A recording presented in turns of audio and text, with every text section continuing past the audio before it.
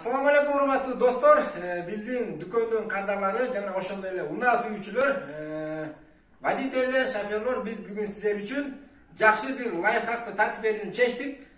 Көпчүлүктү күмөңгө салган ушул рулдун гидравликанын майы меники кызыл болсо, бесцветный сары куйсам ирип кетеби, ирибейби деген ушул көп күмөн жараткан маселени биз бүгүн сиздер менен чогуу тартып көрөлү.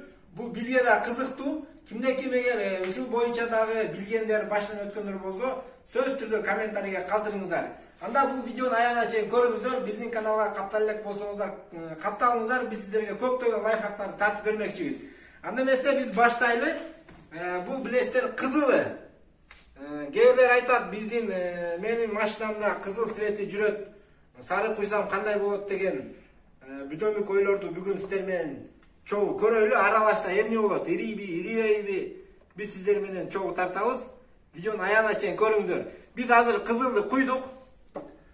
Бул сары, бесцветный деп да коет, сары деп да коет.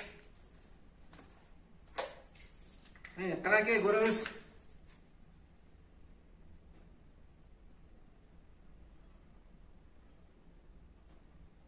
Мынакей туугандар, жарымдан куйдук. Азыр толук чайпап аралаштырып көрөбүз.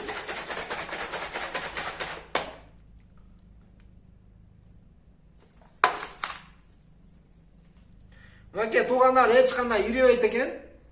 Буну биз өзүбүз эксперт кылып көрүп атабыз. Кимдин башынан өткөн болсо, кимдеки ирип кеткен болсо, же болбосо куюп көргөндөр эч кандай ирибеген жыйынтыкты көргөн болсо, комментарийге калтырыңыздар, биз сиздерге ыраазычылык билдиребиз.